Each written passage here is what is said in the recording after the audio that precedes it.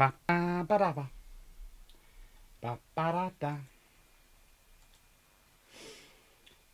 Hello and welcome to a book or two to review, episode 5.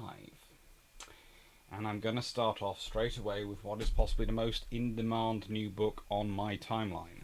The book which, frankly, seems to be the most in-demand book of the moment. Which you can understand, because it's a very, very cool topic. And it does rather fit with this channel, me to talk about it.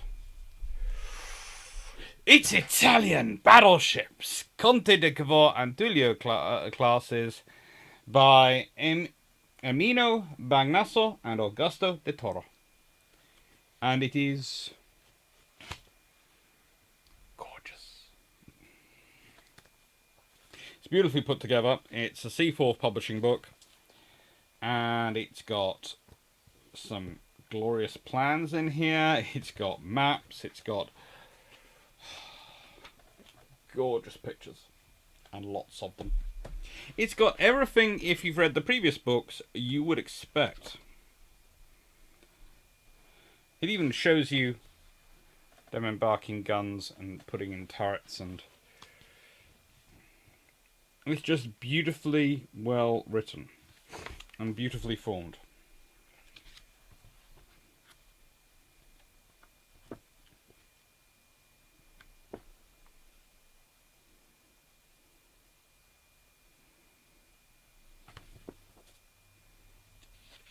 And it gives you all the detail you could possibly want on these fantastic little ships.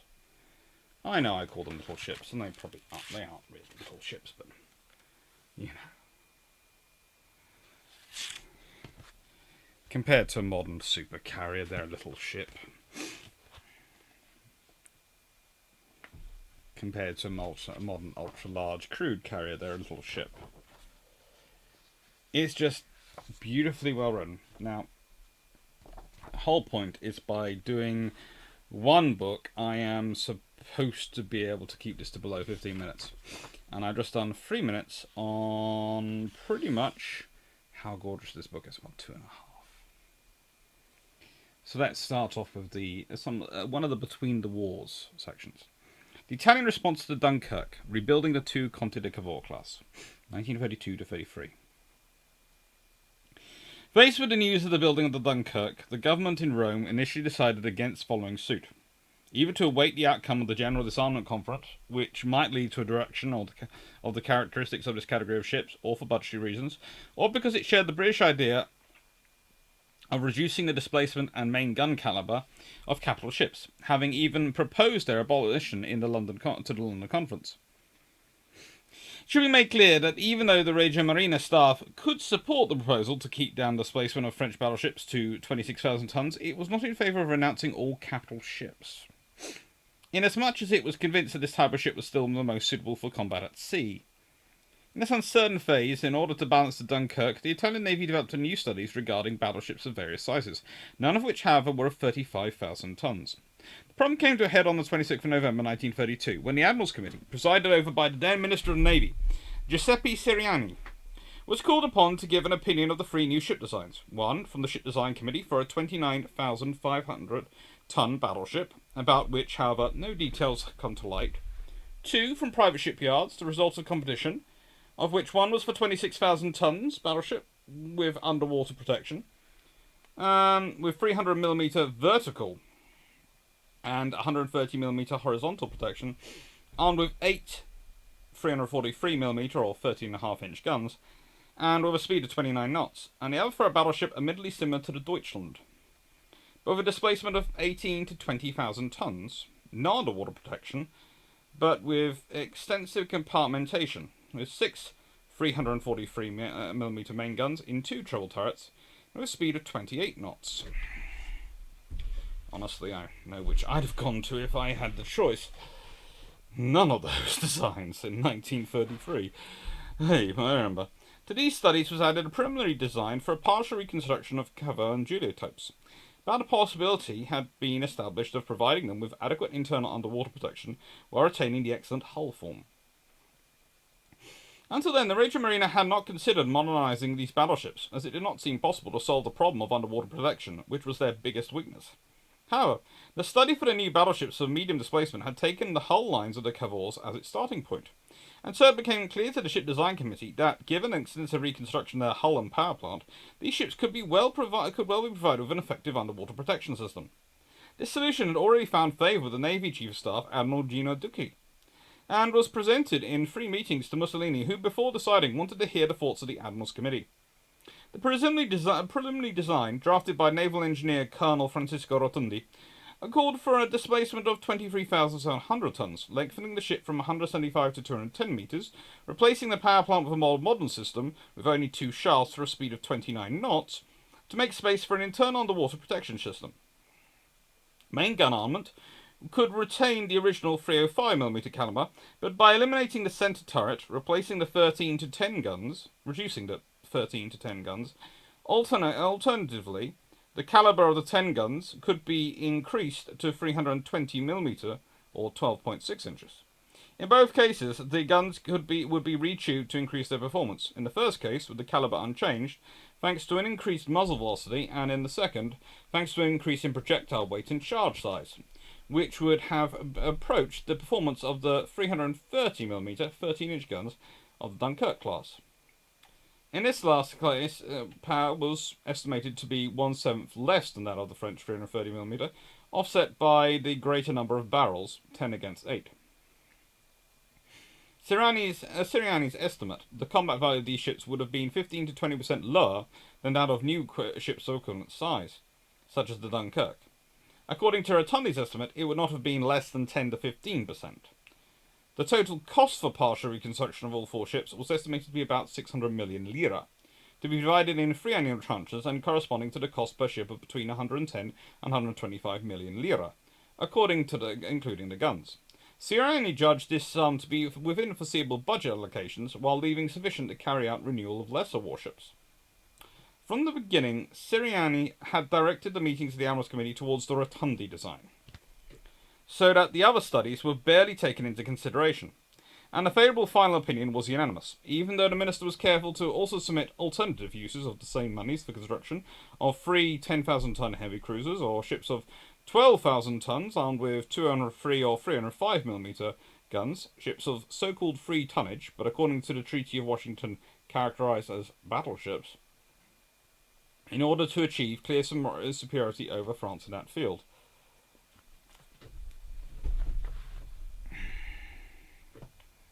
That's an interesting idea, actually.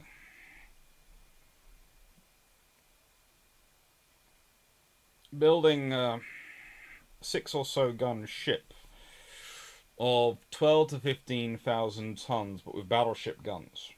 Okay, by definition, if it's going to have virtually no armor to accommodate those guns at the size, so you're going to be going for a very light version of a battle cruiser. Speed and heavy firepower. It would, like any battle cruiser, be able to absolutely decimate any cruiser force it comes across. It would have to rely on outrunning any battleship force it came across, and any larger British-style battle cruiser which has anything in the way of armour, because it's going to have none. I.e., if it came across an HMS Hood, or even a Queen Elizabeth, in the right circumstances, it could be in a lot of trouble. But that's in the right circumstances. It's an interesting idea, and again, it shows that the Italians do like to produce these interesting ideas. I have continually made the case that we underestimate the Italian design quality at our peril. And it's something the Royal Navy understood from the very beginning. The Italians do produce some very, very good designs. Look at them today. They still produce excellent ships, excellent designs. Yes, they're not necessarily designs that you want to take and copy for your own Navy, because they are excellently suited to the Italian Navy. But there are often features in there which you would quite happily go, have a bit of that, or, ooh, that's a good idea. And it's the same.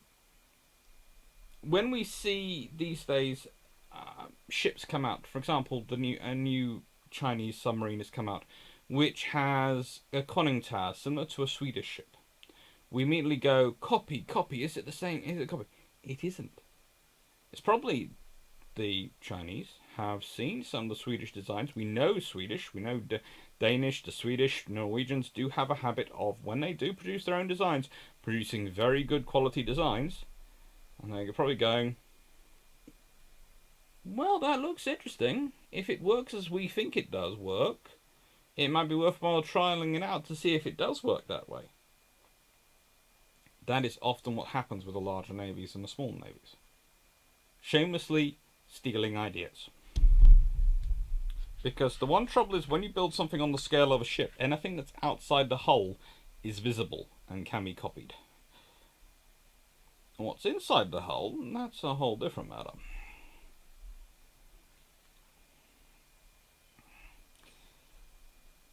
Therefore, in late 1932, it was decided to respond to the Dunkirk with the reconstruction of all or several of the four Cavour Duilio classes. The general lines of the modernisation were agreed, except for the calibre and main gun armament, where there was a difference of opinion between the Chief of the Staff and the Minister of the Navy. At the end of February 1933, Duilio observed that at a range of 20,000 metres, the penetrating capability of the retubed 305mm and 320mm guns was, in fact, almost identical, and that the 320 only had the advantage of a larger propellant charge. As a result, he suggested, at least for the first two ships to be modernised, the Cavours, it would be better to retain the calibre unchanged, avoiding a prolonged experimental period and thus gaining time in fitting out phase. In addition, keeping the 305mm calibre would not require substantial modification of the ammunition, other than for the supply and loading systems of the gun mountings. And finally, the 305, compared to the 320, could have the tube liner replaced cold. Later, and at a more measured pace, though, thought could be then given to transform the Duilio guns to 320mm. Siriani, although acknowledging the merit of the argument by the Chief of Staff, did not agree, for reasons of morale and, in some respects, from a technical standpoint. Basically, I want bigger guns. Given the agreement on the negligible difference between the two retubed guns, renunciation of a larger calibre in ships that were extensively modernised would not have been understood either by Navy officers themselves or by public opinion, especially if you compared to the Dunkirk. Above all, it would not have been sensible to have two classes of ships otherwise similar to each other but armed with different calibre guns. I agree to the logistical argument. This is why I would have just kept with the original guns. On 27 February, Siriani submitted the question to the Permanent Commission for Testing Military Equipment, Maria Penna, mainly to determine the compatibility at the time is needed for readying the weapons of those with those of the ships, initially estimated 2 years. On the 6th of March, Maria Penna specified that whichever calibre was chosen, the time to produce the weapons would be similar, about 22 months, which may be a savings of 2 months for the 305, and that readying the gun mountings would need 28 months. In light of this reply and other technical observations, Siriani concluded that keeping the 305mm calibre would not speed up the supply of the guns and mountings, and this would have roughly coincided with the time of the completing the hulls. He informed Duilio of this on the 14th of March. In the spring of 1933, in addition to establishing the calibre of the main guns, there was also a decision on definitive design, which for the time being involved only the Cavours, as the government had preferred to postpone reconstruction of the Duilio class. Originally intended to commence in July 1933, the work actually began the following October in Trieste, at the San Marco shipyard of the Caterani Riunti dell'Archiotto, the CRDA, for the Cavour, and at the Cantieri Navali del Tirreno, CNT, of the Genoa, for the Caesar, who had won the contracts. Little more than 2 years were estimated for the work, but the two ships were completed respectively on the 1st of June and 1st of October 1937. Starts in October 1933, finishes in June and October 1937. That seems more like 4 years to me. After almost 4 years, the cost of rebuilding was 161,499,000 lira for the Cavour and 160,499,000 lira for the Caesar. So Cavour costs $1 million more. Sums also greater than estimated. This is a surprise. Look, whenever you're reconstructing old ships, you're going to run into things which you don't expect. When you're building a new ship, you can run into issues, but you can, to an extent, assess them more. On a ship, there are numerous spaces you aren't able to inspect unless you do a lot of work and basically take the ship apart anyway. So you have no idea. So it's an estimate of costs based on age and hope, and then you get it down into the bilges or the various hull and crawl spaces you can have in a ship, into the tanks for fuel, all those spaces which no one can really fit in until they are ripped open, and you go, oh, sugar. Going to need to do a lot of work on that. Or you find that when it was built, someone used newspaper rather than cork. All sorts of things happen when you are reconstructing a ship. So it's never a surprise when they cost a lot more money to do. Reconstruction of the 2 Cavour class represented an interim response to the French decision to build a medium displacement battleship. Watchful waiting, as it was called at the time, both from a political as well as technical standpoint, which, all things considered, seems understandable. Politically, Mussolini preferred to await developments of the General Disarmament Conference, from which a drastic reduction in the size of battleships might result, if not their outright abolition, and he was not very inclined to allow France in a competition in this category of ship, other than inclined to follow France in a competition in this category of ship, other than to safeguard the principle of parity. Technically, a division of relatively modern ships of the battle line seemed to be more than sufficient to balance at Dunkirk. In addition, the rebuilt Cavours could be considered to be qualitatively superior, especially in terms of speed, to the Jean Bart and Provence classes, and were also capable of operating with light forces. Given the uncertain future of the capital ship, the rigid marine hierarchy appeared to be satisfied. After having been opposed for more than a decade to the modernisation of the old battleships, they'd found an acceptable design solution in the medium displacement category, the minimum they would accept.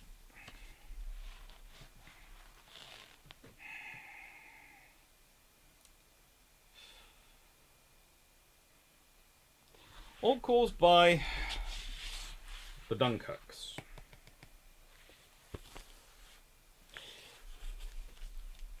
It is a beautiful book. It is always worth reading, and it is gorgeous. It really is. Now, thank you to everyone who follows me, thank you to everyone who's subscribed, and thank you to everyone who likes these videos. If you would like to hear more, please do press the little button down below, and there's a little bell as well, which if you press, gets alerted when the videos come out. Finally, thank you to everyone who's on Patreon, who funds my research, and thank you to everyone who's decided to become a member of the channel, also funding my research. It's very, very kind. The difference is that the patrons get to suggest and vote on topics for upcoming lives, and can give more money if they wish. But there were quite a number of people who didn't want to put money through Patreon, but were happy to sign up to YouTube, so I activated that. I didn't expect it to be as popular as it is. It's very popular, I'm glad. But what you mainly get from that is I prioritise your comments when I do the comment responses. I'll respond to everyone's comments I can, but I'll make sure that when I do the comment response videos, I single out the people who have who are channel members. And I will also, you get a load of special emojis, which I am producing myself, and the more people that sign up and become members of the channel, the more emojis I get to create. So currently there's a Blackburn one going around, which seems very popular. Also a Beef Wellington one, which seems also as popular, quite disturbingly. That was my first one which I was experimenting with, and I put it in because I was quite proud of it. Didn't expect anyone to use it, and I thought I'd be replacing it after a while, and it turns out people like it. Anyway, thank you very much, and this is a great, great book. Link to it is down below if you want to go get it. Again, I get about a half a penny or something if you go follow the Amazon link, so thank you very much. Take care.